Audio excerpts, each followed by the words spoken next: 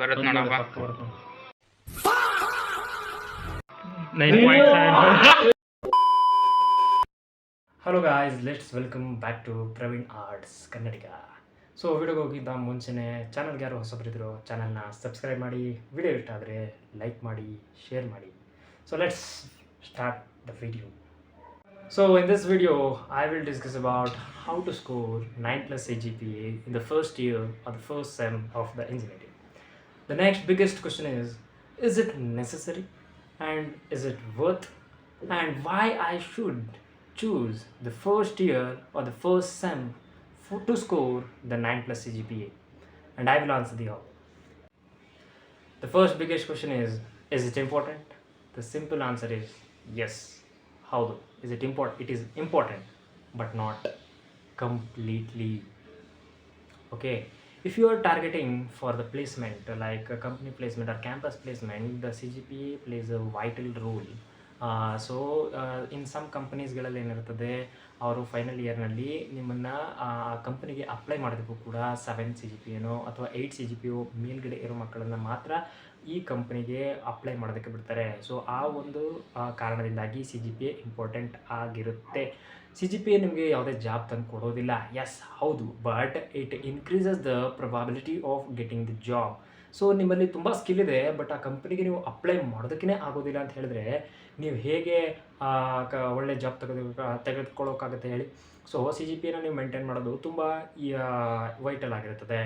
So the next question is why I choose the first year or the first sem to score the 9 plus CGPA. So ನಿಮಗೆಲ್ಲ ಗೊತ್ತು, first ಇಯರಲ್ಲಿ ಅಥವಾ first ಸೆಮಲ್ಲಿ ಏನಿರ್ತದೆ, ನಿಮಗೆ ತುಂಬ ಬೇಸಿಕ್ನ ಸಬ್ಜೆಕ್ಟ್ಗಳಿರ್ತವೆ, ಯಾವುದೇ ಕೋರ್ ಸಬ್ಜೆಕ್ಟ್ಗಳು ಇರೋದಿಲ್ಲ. ಈ ಕಾರಣದಿಂದನೇ ನೀವು ಫಸ್ಟ್ ಇಯರಲ್ಲಿ ಅಥವಾ ಫಸ್ಟ್ ಸೆಮಲ್ಲಿ you can get 9 plus CGPA very easily ಅಂತ ನಾನು ಹೇಳ್ತೀನಿ. You can go to any colleges ಅಥವಾ ಯಾವುದೇ VTUನಲ್ಲಿ ನೀವು ಓದ್ತಾ ಇರ್ಬೋದು, ಅಥವಾ ಯಾವುದೇ ಪ್ರೈವೇಟ್ ಕಾಲೇಜಲ್ಲಾರು ಓದ್ತಾ ಇರ್ಬೋದು, ಆಟೋನಮಸ್ ಎಲ್ಲರೂ ಓದ್ತಾ ಇರ್ಬೋದು. You can get easily 9 plus CGPA. If ನೀವು 9 plus CGPA ತೆಗಿಬೋದು. ಕೇವಲ ಒಂದು ವಾರ ಅಥವಾ ಒಂದು ತಿಂಗಳು ಮುಂಚೆ, ಎಕ್ಸಾಮ್ ಮುಂಚೆ ಓದಿದ್ರು ಕೂಡ ನೀವು ಆರಾಮಾಗಿ 9 plus CGPA ತೆಗಿಬೋದು. ನೀವೇನು ಮಾಡಬೇಕು ಅಂದರೆ, ಇಂಟರ್ನಲ್ಸ್ ಏನಾದ್ರು ಶುರು ಆಗೋದಕ್ಕಿಂತ ಒಂದು ವಾರ ಮುಂಚೆ ನಿಮ್ಮ ಪ್ರಿಪ್ರೇಷನ್ ಸ್ಟಾರ್ಟ್ ಮಾಡಿ. ಸೆಮ್ ಎಂಡ್ ಎಕ್ಸಾಮ್ ಬರುತ್ತಲ್ಲ, ಅದಕ್ಕೆ ನೀವು ಒಂದು ತಿಂಗಳಿಂದ ಮುಂಚೆ ಪ್ರಿಪ್ರೇಷನ್ ಶುರು ಮಾಡಿದ್ರು ಸಾಕು. You can easily get 9 plus CGPA. ನೀವು ಮಿಸ್ಟೇಕ್ ಮಾಡೋದು ಎಲ್ಲಿ ಅಂದರೆ, ಸೆಮ್ ಎಂಡ್ ಎಕ್ಸಾಮಲ್ಲಿ ಚೆನ್ನಾಗಿ ಸ್ಕೋರ್ ತೆಗಿತೀನಿ ಅಂತ ಹೇಳಿ ಇಂಟರ್ನಲ್ಸ್ನ ನೀವು ಕರೆಕ್ಟಾಗಿ ಮಾಡೋಲ್ಲ. ಸೊ ಇಂಟರ್ನಲ್ಸ್ ಕೂಡ ತುಂಬ ವೆರಿ ಇಂಪಾರ್ಟೆಂಟ್. ಸೊ ಇಂಟರ್ನಲ್ಸಲ್ಲಿ ಕೂಡ ಒಳ್ಳೆ ಮಾರ್ಕ್ಸ್ ತೆಗೆಯೋದು ಕೂಡ ಇಂಪಾರ್ಟೆಂಟ್ ಆಗಿರ್ತದೆ. ಸೊ ಇಂಟರ್ನಲ್ಸಲ್ಲಿ ಕೂಡ ಕರೆಕ್ಟಾಗಿ ಓದಿ ಮಾರ್ಕ್ಸ್ ತೆಗಿಬೇಕು. This is also one advice I can give to you. ಅದನ್ನು ಬಿಟ್ಟರೆ ನೀವು ಫಸ್ಟ್ ಇಯರಲ್ಲಿ ಬರೀ CGPA ಮಾತ್ರ ಮೇಂಟೈನ್ ಮಾಡಬೇಕಾ ಅಥವಾ ಬೇರೆ ಏನು ಸ್ಕಿಲ್ ಕಲಿಯೋದು ಬೇಡವಾ ಅಂತ ಹೇಳಿದ್ರೆ ಇಟ್ಸ್ ರಾಂಗ್. ಸೊ ನೀವು ಬರೀ CGPA ಮಾತ್ರ ಓದಬಾರ್ದು. You also have to work for your skill. ನಾನು ಹೇಳಿದೆ, ಈಗ ನೀವು ಎಕ್ಸಾಮ್ಗೆ ಇಂಟರ್ನಲ್ಸ್ ಆಗಿದ್ದರೆ you can start from 1 week before the internals ಅಂತ ಹೇಳಿದೆ. ಅದಾದಮೇಲೆ ಸೆಮ್ ಎಂಡ್ ಎಕ್ಸಾಮ್ಗೆ ಒಂದು ತಿಂಗಳು ಮುಂಚೆ ಹೋದ್ರೆ ನೀವು ಆರಾಮಾಗಿ 8.5 ಅಥವಾ 9 CGPA ಕೂಡ ತೆಗಿಬೋದು. That bets depending upon how you are.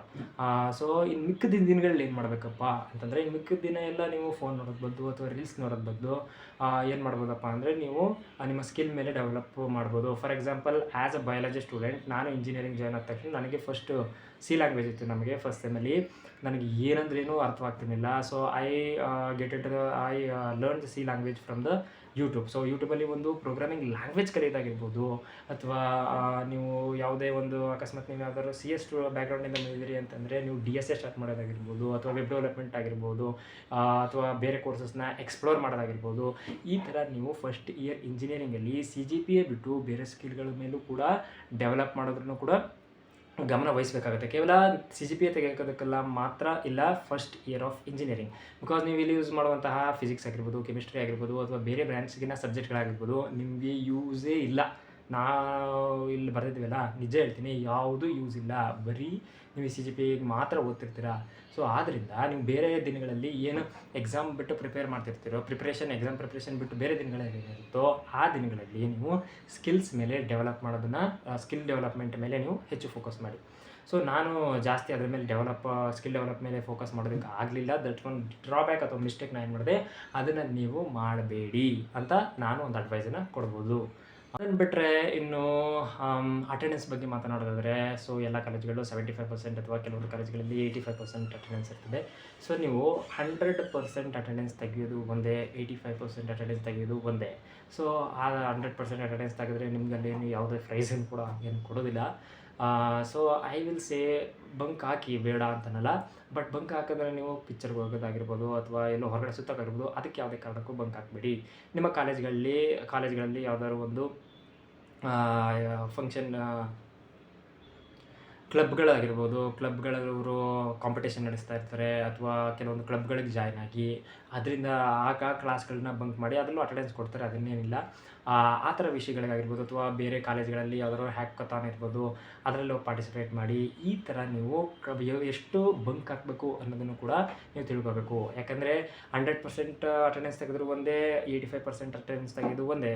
So ನೀವು ಬಂಕ್ ಹಾಕದೆ 100% ಅಟೆಂಡೆನ್ಸ್ ತಗೋತೀನಿ ಅಂದರೆ ಅದರಿಂದ ಯಾವುದೇ ಉಪಯೋಗ ಇಲ್ಲ. ಸೊ ನೀವು ಬಂಕ್ ಹಾಕಿ ಆ ಒಂದು ದಿನಾನ ನೀವು ಹೇಗೆ ನಿಮ್ಮ ಸ್ಕಿಲ್ ಮೇಲೆ ಡೆವಲಪ್ ಮಾಡೋದಕ್ಕೆ ಇನ್ವೆಸ್ಟ್ ಮಾಡ್ತೀರೋ ಅಷ್ಟು ನಿಮಗೆ ಒಳ್ಳೆಯದು. ಸೊ ಫಸ್ಟ್ ಇಯರ್ ಆಫ್ ಇಂಜಿನಿಯರಿಂಗಲ್ಲೇ ನೀವು ಪ್ಲೇಸ್ಮೆಂಟ್ಗೆ ಪ್ರಿಪೇರ್ ಆಗ್ಬೋದು ಈ ರೀತಿ. ಸೊ ಇಷ್ಟು ಹೇಳೋದಕ್ಕೆ ಇಷ್ಟಪಡ್ತೀನಿ.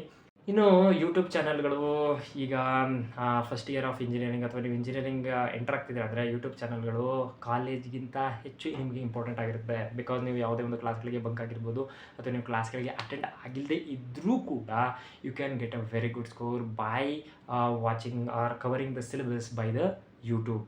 ಸೊ ಯೂಟ್ಯೂಬ್ ಚಾನಲ್ನ ನಾನು ಯಾವುದನ್ನು ಪ್ರಿಫರ್ ಮಾಡ್ತೀನಿ ಅಥವಾ ನಾನು ಯಾವುದನ್ನು ಯೂಸ್ ಮಾಡಿದ್ದೀನಿ ಅಂದರೆ ಫಾರ್ ಕ್ಯಾಡ್ ಅಂತ ಒಂದು ಸಬ್ಜೆಕ್ಟ್ ಇತ್ತು, ಅದಕ್ಕೆ ನಾವು ಸುಮಾರು ದಿನ ಬಂಕ್ ಹೊಡೆದಿದ್ದು. ಸೊ ಆ ಒಂದು ದಿನಗಳಲ್ಲಿ ಏನೇನು ಪಾಠ ಮಾಡಿದ್ರು ಅದನ್ನು ನಾವು ಯೂಟ್ಯೂಬಲ್ಲಿ ನೋಡೋದು. ಯೂಟ್ಯೂಬಲ್ಲಿ ತುಂಬ ಚೆನ್ನಾಗಿ ಮಾಡಿರ್ತಾರೆ. I prefer one channel is ತಿಕ್ಲೇಶ್ ಅಕಾಡೆಮಿ ಅಂತ ನೀವು ನೋಡಿದ್ರೆ you will get a complete CAD syllabus ಏನಿದೆ ತುಂಬ ಚೆನ್ನಾಗಿ ಮಾಡಿದ್ದಾರೆ.